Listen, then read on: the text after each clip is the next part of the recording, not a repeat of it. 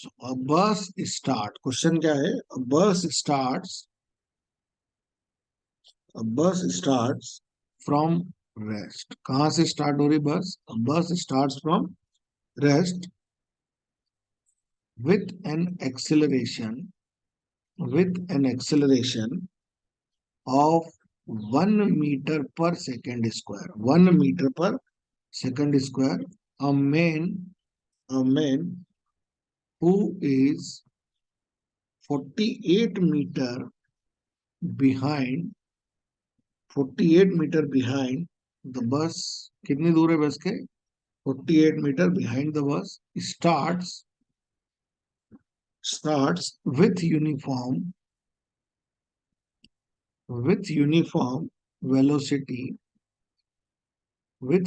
velocity of 10 meter per second. Find minimum time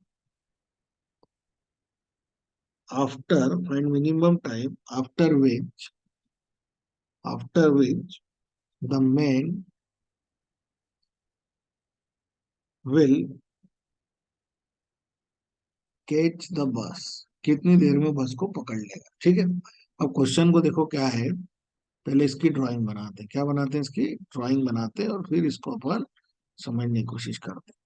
ठीक है. तो ये तो क्या हो गया? ये हो गई आपकी बस. ठीक है. ये क्या हो गई आपकी बस.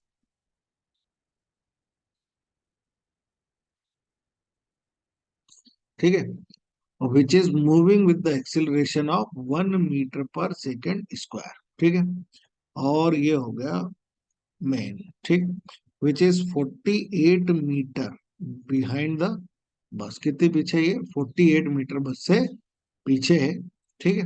और ये चल रहे हैं जनाब, रेस्ट से चालू हुए. सर आपकी आवाज नहीं आ रही अच्छे से। रेस्ट से. सुनी दी आवाज आ रही बेटा मेरी? Yes sir. बेटा थोड़ा सा तुम नेटवर्क में आओ.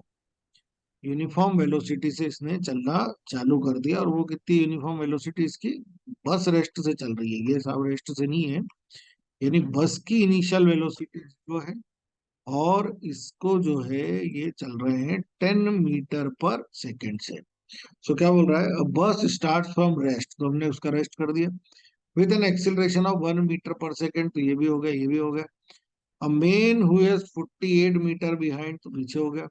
ठीक है. Start with the uniform velocity of 10 meter per second. किस स्पीड से चलना शुरू करा? उस स्पीड से इसने चलना शुरू कर दिया. So find the minimum time. कितनी देर में ये इसको कैच कर लेगा? अब आ रही बेटा आवाज बराबर से? दक्षिता, दर्शिता. चलो. सर आ तो तो रही ये है, कितनी देर में कम इसको कैच कर लेगा, ये अपने को निकालना है. ठीक है. तो देखो क्या हो रहा है. बस कुछ स्पीड तक आगे चलेगी. इस मेन को पहले तो ये 48 मीटर कवर करना है. और उसके बाद जितनी बस चल जाए वो भी इसको कवर करना है. तो हमको क्या करना है, जब भी ओवरटेकिंग की बात होती है तो टाइम हमारा क्या हो जाता है, कॉमन हो जाता है. मतलब जितनी देर में बस आगे बढ़े उतनी देर में ये जो बंदा है ये क्या करे, ये 48 मीटर तो पहले चले ही चले. कितना चलेगा बेटा? ये 48 मीटर तो चलेगा, प्लस जितनी डिस्टेंस बस में चलती.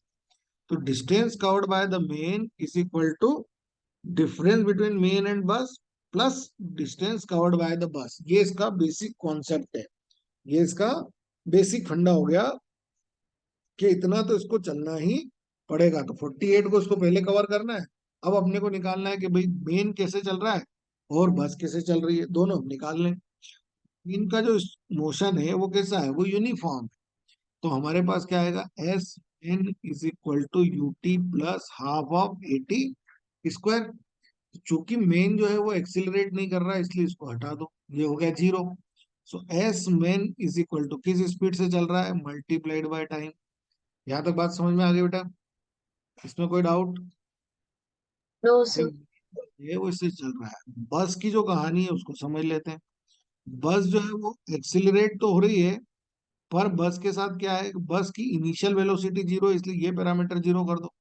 सो S B is equal to half of 1 into T का स्क्वायर. भाई दोनों सेम टाइम पे एक दूसरे को कैच कर ले तो इसको इसके बराबर आना पड़ेगा ना. So 10 × t is equal to 48 plus S B का मतलब क्या हो गया, हाफ ऑफ टी स्क्वायर। मैंने यहां से इसको भी सॉल्व कर देंगे। So half of T square. ठीक है बेटा, अब इसको सॉल्व करके अपन एक कैलकुलेशन कर सकते हैं। तो एलसीएम लेंगे तो क्या हो जाएगा, ये 20t और 48 का डबल हो गया 98, सॉरी 96, 8×2 = 16 प्लस टी स्क्वायर। ये समझ में आया क्या किया मैंने। So T square minus 20t plus 96 is equal to 0। Plus 96 is equal to 0, तो ये बन गई एक क्वाड्रेटिक इक्वेशन। और इस क्वाड्रेटिक इक्वेशन को आप सॉल्व करेंगे तो आपको आपका आंसर मिल जाएगा।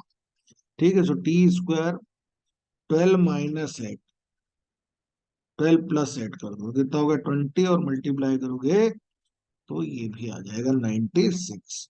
ठीक है, so T square -12t - 8t plus 96 is equal to 0।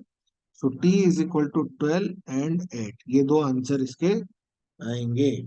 ठीक है, अब उसने आपसे क्या पूछा है कि मिनिमम टाइम क्या है, क्या पूछा है उसने, minimum time in which catch the bus. तो t is equal to 8 second में बस को वो कैच कर लेगा। ठीक है, यहां तक बात समझ में आ गई बेटा। Yes sir. इसमें कोई डाउट, तो कोई डाउट नहीं होना चाहिए। बहुत आसानी से ये क्वेश्चन बन जाएगा। अब अगर तुम चाहो तो इस इक्वेशन को वो परमानेंटली भी बना सकती है। परमानेंटली कैसा, आपको ये डिस्टेंस तो हमेशा फिक्स रहेगी, सेम सिचुएशन बनती रहेगी। So we can write V T is equal to, देखो जो भी पर्सन होगा उसकी तो यही रहेगा वी टी। सपोज इन दोनों के बीच का डिस्टेंस बी ऑलवेज फिक्स रहेगा। So half of A T square. आप इस इक्वेशन को चाहो तो हमेशा ही याद भी रख सकते हो, 2b + 80 square. So 80 square -2vt plus 2b is equal to 0। देखो ये एक स्टैंडर्ड इक्वेशन बना दी मैंने। इससे आपको डायरेक्ट यस। टाइम मिल इससे आपको डायरेक्ट टाइम भी मिल जाएगा। आप चाहो तो इसमें b² - 4ac वाला फार्मूला लगा के भी इसका स्टैंडर्डाइजेशन भी कर सकते हो। सपोज अगर टाइम की बात करूँ तो टाइम क्या होगा, -b, तो -2b। कैसे लिखते हैं अपन क्वाड्रेटिक इक्वेशन का सॉल्यूशन, कैसे लिखते हो, क्वाड्रेटिक इक्वेशन का सॉल्यूशन कैसे लिखा जाएगा, तो -b plus minus √b² -4ac/2a। So T is equal to -b की जगह कितना लिखा है, -2u 2v plus minus under root. इसको मैं पीछे ही सॉल्व करता हूँ अच्छे साफ सुथरे। ठीक है, कर देता हूँ इसको अच्छे से मैं ताकि आपको याद भी रहे। 80 square -2vt plus 2b is equal to 0। ठीक है, यही इक्वेशन है। इसका स्टैंडर्ड फॉर्म बना रहे हैं अपन, है ना, ताकि कभी कभी हो सकता है कि डायरेक्ट स्टैंडर्ड फॉर्म भी आ जाए। तो b² -4ac/2a।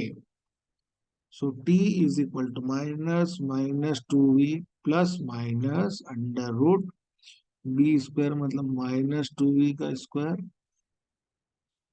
-4ac का मतलब ये हो गया डिवाइडेड बाय 2 × a की जगह तो a लिखा है इसलिए कोई दिक्कत नहीं है। So 2v plus minus under root 4v² -8ab divided by 2 × a। So t is equal to 2v plus minus 4v में से 4 कॉमन ले लो, ये क्या मिलेगा, v² -2ab divided by 2a।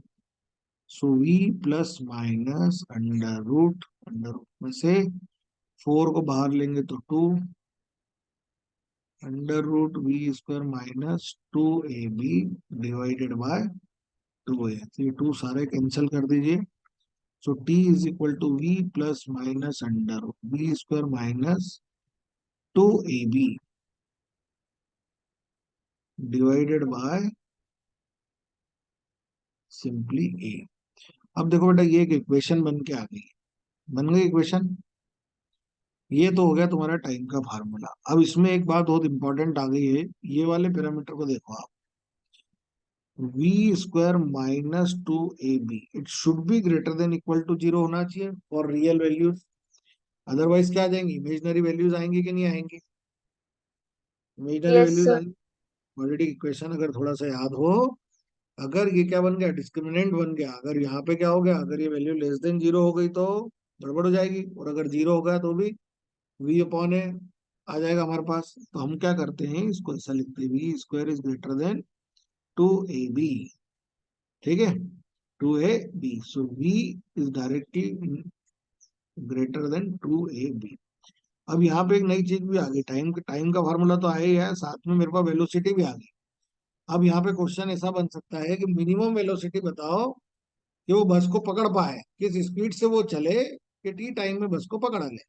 तो अब यहाँ पे डायरेक्ट क्वेश्चन बन जाएगा ना, यहाँ पर डायरेक्ट क्वेश्चन बन जाएगा कि बस कितनी भी, बस से कितनी डिस्टेंस है, तो बोले बस से बी डिस्टेंस है।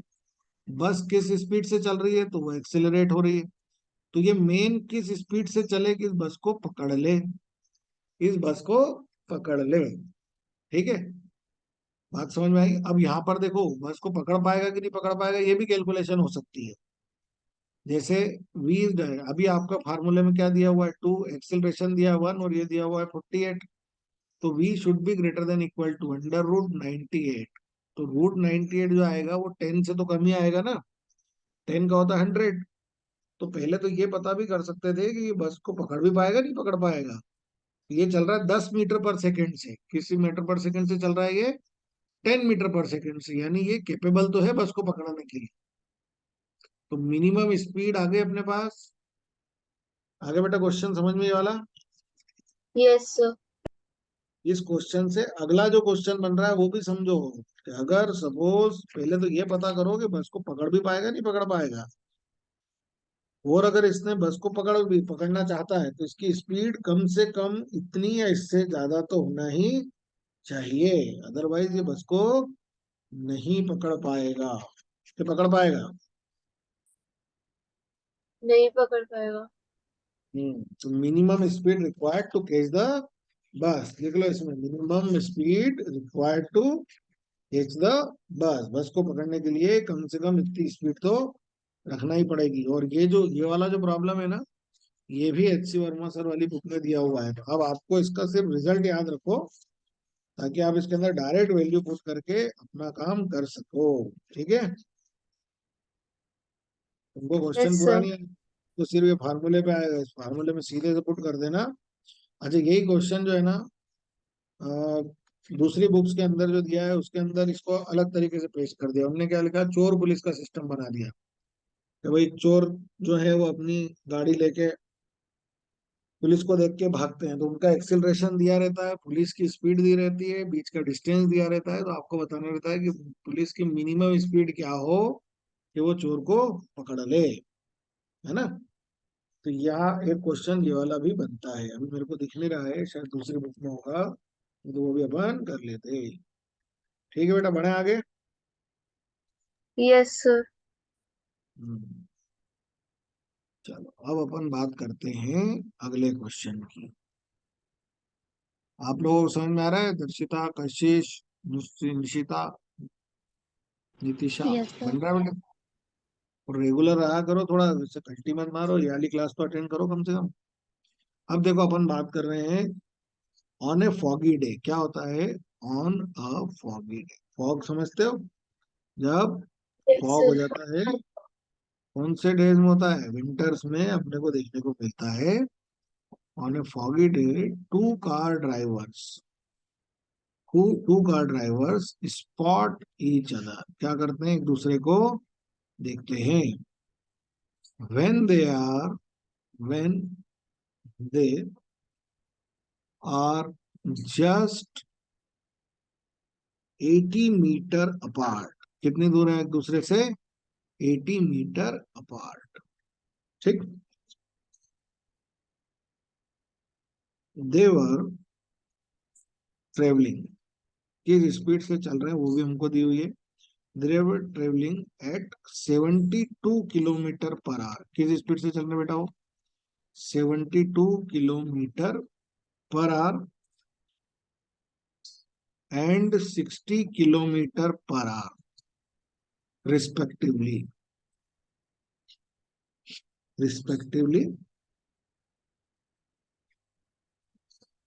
Both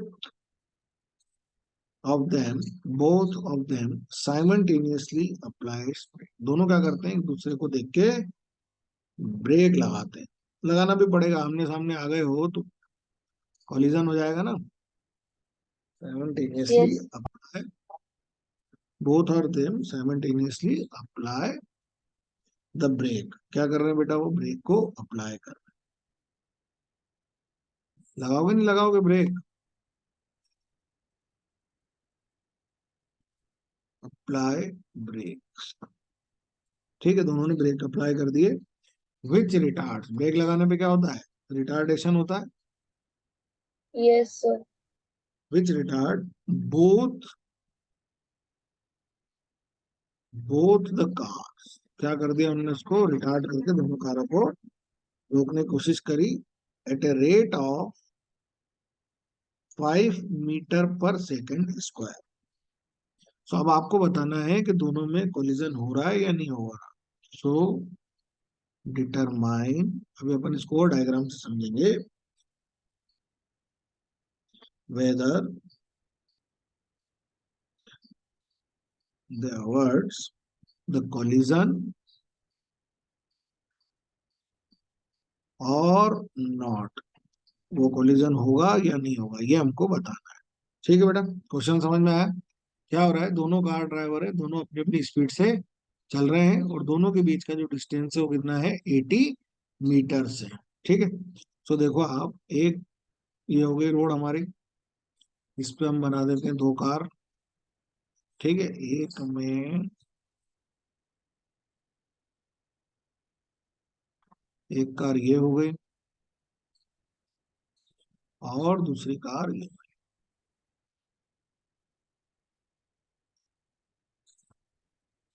दोनों तरफ से एक भी सी नहीं बन पाएगी.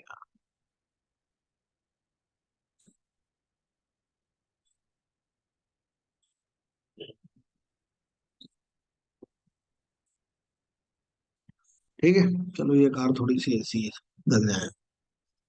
कार हमारा फोकस नहीं है, पॉइंट ऑब्जेक्ट की बात करें तो कार हमारा फोकस नहीं है. हमारा फोकस क्या है, 80 मीटर्स है. और इसकी स्पीड कितनी है, 72 किलोमीटर पर आवर, और इसकी स्पीड है 60 kilometer per hour. And they are producing a retardation of 5 meter per second square and 5 meter per second square. ठीक है बेटा, यहाँ तक बात समझ में आ गई. Yes, sir. सामने वाले की कार अच्छी नहीं बनी, चलेगा.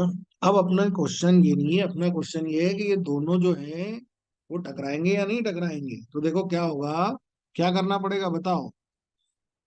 दोनों में कॉलिजन ना हो या कॉलिजन हो, इसके लिए क्या कंडीशन बननी चाहिए. सपोज देखो इसने ब्रेक लगाया है, तो सपोज ये S1 डिस्टेंस चल के रुक गया. कितनी डिस्टेंस चल के रुक गया बेटा, S1. और टू अवॉइड कॉलिजन ये कितनी डिस्टेंस चल के रुक गया, सपोज S2. तो कॉलिजन कब नहीं होगा, to avoid the collision S1 plus H2 should be less than equal to 80 meters होना चाहिए कि नहीं होना चाहिए. भाई या तो ये बिल्कुल बराबर भी होगा तो आगे एक दूसरे से सिर्फ टकराएंगे, मतलब मिल जाएंगे, फिर भी कॉलिजन नहीं होगा. सही है. तो क्या कंडीशन होना चाहिए कि भाई ये और ये दोनों के डिस्टेंस का सम 80 मीटर से कम होना चाहिए. आया बेटा केस समझ में. फंडामेंटल बात सिर्फ इतनी है कि दोनों कार आपस में नहीं टकराए, उसके लिए क्या जरूरी है, so the distance covered by the first car equal to the distance covered by the second car. Sorry, the sum of these two distances should be less than AC. Distance covered by the first car and distance covered by second car, इन दोनों का सम कीजिए, ये दोनों 80 से कम आना चाहिए. ठीक है, आगे कॉन्सेप्ट समझ में. तो चलो पहली वाली कार की Yes, तरफ चलते हैं. v1 square u1 square plus 2a s1. तो जब फाइनली आप ब्रेक लगा के रोकोगे तो ये आ जाएगा. और इसकी स्पीड कितनी है, 72 किलोमीटर पर आवर. इसको मीटर पर सेकंड में चेंज कीजिए.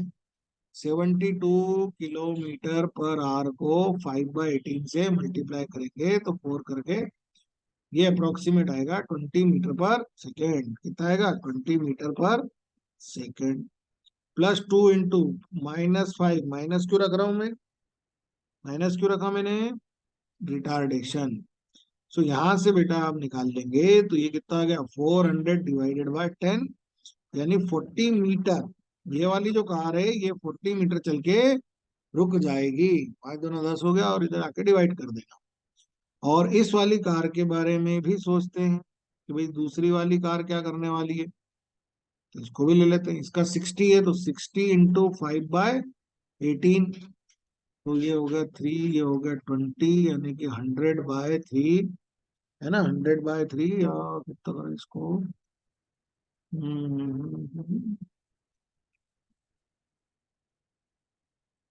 60 किलोमीटर है ना, 5/18 से मल्टीप्लाई करोगे तो 18 10 आएगा सब। तो ये हो गया आपका 50/3।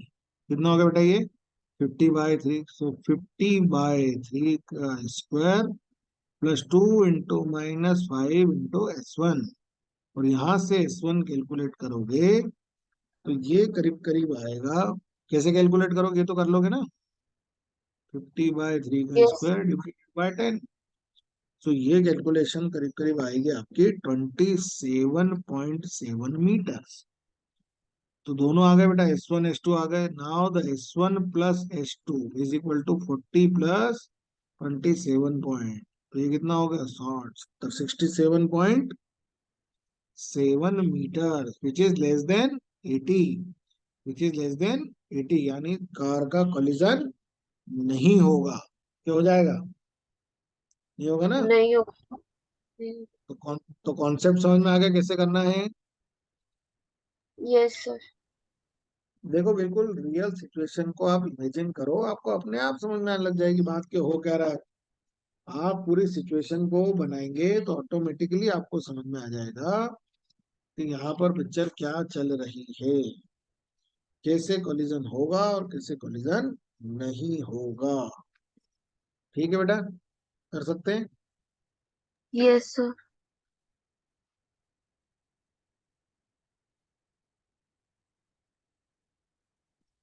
चलो तो मैं इस मीटिंग को अभी बंद कर रहा हूँ और वापस ज्वाइन करना है ना। वापस ज्वाइन करेंगे, मैं कुछ और अच्छे क्वेश्चंस करवा रहा हूँ अभी। एक सेशन और लेंगे, क्योंकि 2 मिनट का ही टाइम बचा है ना, तो अपन इसको यहाँ पर बंद करके वापस से चालू करेंगे।